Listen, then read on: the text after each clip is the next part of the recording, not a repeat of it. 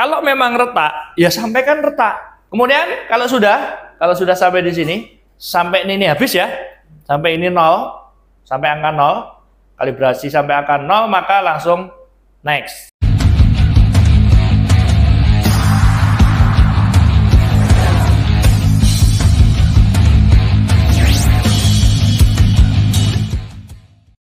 Oke, kita akan belajar AC Dock. Sebenarnya untuk apa sih AC Dock ini? Ini untuk memudahkan kita dalam mendeteksi apa yang harus kita kerjakan atas mobil ini tentang AC. Karena nanti di sana ini kalau data yang kita input sesuai, benar, maka ini akan memudahkan kita dalam menyampaikan sesuatu kepada customer. Sehingga kita akan mudah menjelaskan. Oh, by data. Oh, ini hasilnya kayak gini loh, Pak. Kan gitu. Jadi tidak hanya Pak, ini radem Pak, kan ganti freon kan gitu. Enggak hanya seperti itu saja, tetapi kita by data. Oh, ini loh datanya kayak gini Pak. Ini ada kebocoran Pak. Ini ada suara seperti ini Pak. Yang pertama adalah menghubungkan kabel daya ke arus DC. Arusnya DC ya, bukan AC. DC itu listrik aki. Kemudian kalau AC listrik rumah yang tekannya 22 volt itu. Jangan salah, menggunakan arusnya DC. Loh Pak, lah itu kok biasanya nganggo kabel colokan. Itu adaptor namanya. Dikasih adaptor, diubah dari arus AC menjadi DC.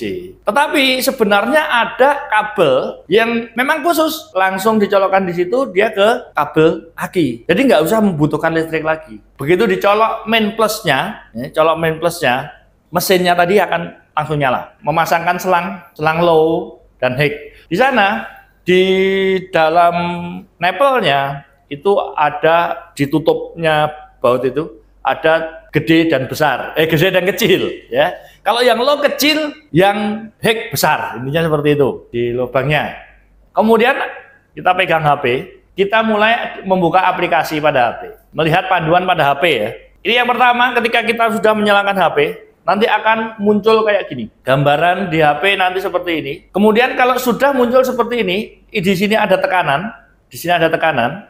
high-nya ada, low-nya ada, kita tinggal pilihnya di AC Dock ya, pilih AC Dock, pilih ini, pencet aja ini, oke, dipencet AC Dock-nya. Tetapi ketika ini tidak ada tekanan, baik high ataupun low-nya, maka jangan diteruskan. Berarti ada masalah dalam artian mungkin nepelnya nggak pas. Nah, data selanjutnya adalah input data. Tujuannya untuk apa? Kalau saya bilang ini hanya memudahkan kita dalam menyampaikan, mencari orangnya. Jangan sampai nanti salah gitu loh. Kan mobil sering bareng masuk misalnya APP, ya kan? Mungkin warnanya ya podo, ya. Cuman tahunnya berbeda. Setelah ini terisi semuanya, kita kemudian pencet OK. Nah, termometer itu dinyalakan dulu. Suhunya dipencet agak lama. Dia sampai muncul angka suhu berapa, biasanya ya suhu ruangan yang dibaca, suhu luar sekitar 30 berapa gitu ya. Kemudian baru dimasukkan ke kisi-kisi. Oke, lanjut. Kalau sudah ini pencet OK ya. Next ya, next itu ada di sini. Kita input lagi data. Karena ini akan sangat berpengaruh. Apakah ada noda oli di seluruh pipa AC? Nanti di sini ada tulisannya sudah dicek ya. Misalnya memang ada kebocoran, memang ada basah ya, memang ada basah oli di pipanya, maka diisinya adalah tidak normal. Kalau kita isi normal, berarti aman. Begitu. Kemudian apakah fan bel kompresor retak? Sudah dicek. Bacaannya normal atau tidak. Kalau memang retak, ya sampaikan retak. Kemudian kalau sudah sampai di sini, sampai ini habis ya, sampai ini 0, sampai angka 0, kalibrasi sampai angka 0, maka langsung next. Apakah aliran udara yang keluar dari outlet cukup? Apakah cukup atau tidak? Banter pora toh, kan gitu ya. Sudah dicek, oh ternyata kenceng. Kalau kenceng ya berarti normal. Kemudian cek kedua yaitu apakah ada bau di dalam mobil atau dari outlet AC. Sudah dicek, ternyata bau. Ya, kalau bau berarti tidak normal. Kemudian apakah ada suara yang tidak normal dari outlet AC? Sudah dicek. Kemudian apakah kipas eksternal berputar secara normal? Sudah dicek. ternyata hasilnya tidak normal misalnya ataupun normal ya. Hasil dari semuanya itu nanti akan berpengaruh pada report data, pada laporan yang akan didapatkan. Kemudian kalau sudah ini next lagi. Nah, sambil menunggu ini menjadi angka 0, maka kecepatan kadangkala harus dirubah menjadi 1500 RPM ya maksudnya, 1500 sampai 2000 per 30 detik. Ini berarti berapa detik? 204 berarti kalau dibagi 30 berarti ada berapa kali kita ngegas? Berarti sekitar 7-an lah, 7 kali kita gas, 6 atau 7 kali kita ngegas 1500. Nggak usah dipanteng, maksudnya nggak usah dipanteng gasnya, cukup digas, kemudian gas lagi. Rata-rata kalau di sini saya ngelihat kemarin ketika Mas Bowo atau Mas Ari melakukan asedok itu digas terus. Dan ini sebenarnya yang tidak dibenarkan nanti gitu loh, digas terus dalam kondisi gas 1500 sampai 2000 terus. Ini sebenarnya nanti akan mempengaruhi pembacaan data di kinerja kompresor. Ya, karena kalau digas itu kompresornya kan dia semakin cepat ya bekerjanya.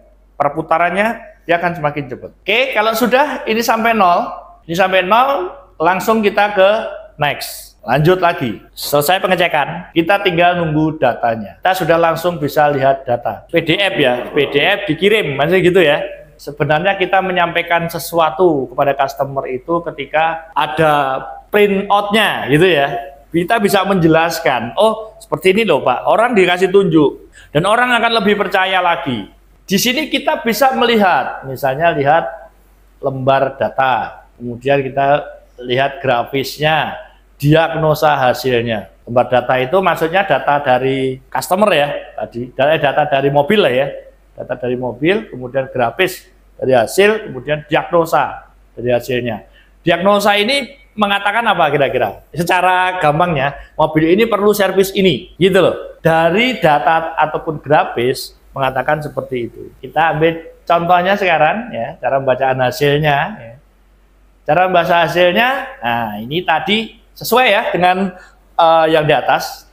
Nah, cara bahasanya adalah ketika tadi yang kita input adalah benar sesuai dengan keadaan, maka sistem akan bekerja, membacanya adalah sistem bekerja dengan baik. Artinya sistem mobil APP tadi itu baik, tidak ada masalah. Karena yang kita masukkan normal kan gitu. Pertahankan perawatan secara normal dan gunakan peralatan yang tepat untuk mengganti freon dan oli kompresor secara teratur. Jadi ini mengatakan hanya butuh perawatan saja. Nah, perawatan yang di sini yang kita lakukan, yang kita bisa jual kepada customer, kira-kira perawatan apa? Yang paling mudah sebenarnya adalah recycle. Simpelnya nanti kamu, oh ini AC ini kudu dingenek gitu loh. Nggak usah kamu menyampaikan kepada customer tuh, Pak mobilnya perlu bongkar kompresor, nggak usah. Karena memang tidak perlu, kan gitu. Jadi memang ini hasilnya mempermudah kita dalam menyampaikan kepada customer. Dari hasil pengecekan tadi, maka pekerjaan yang harus dilakukan pada mobil ini adalah cukup dengan melakukan recycle AC saja. Kenapa? Di recycle AC tadi yang kita lakukan kan juga masih ada pengecekan loh, benar nggak? Termasuk juga pengecekan filter blower.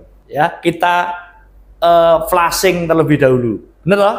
Nah, di flashing itu nanti akan ketahuan bocor atau tidak. Ada ketahuan bocor atau tidak. Kemudian setelah itu kalau memang aman, ya langsung kita recycle. Kan begitu. Jadi ada proses juga di recycle. Dan ini sebenarnya jualan yang paling mudah. Ini kalau menurut saya ini senjata Asedok.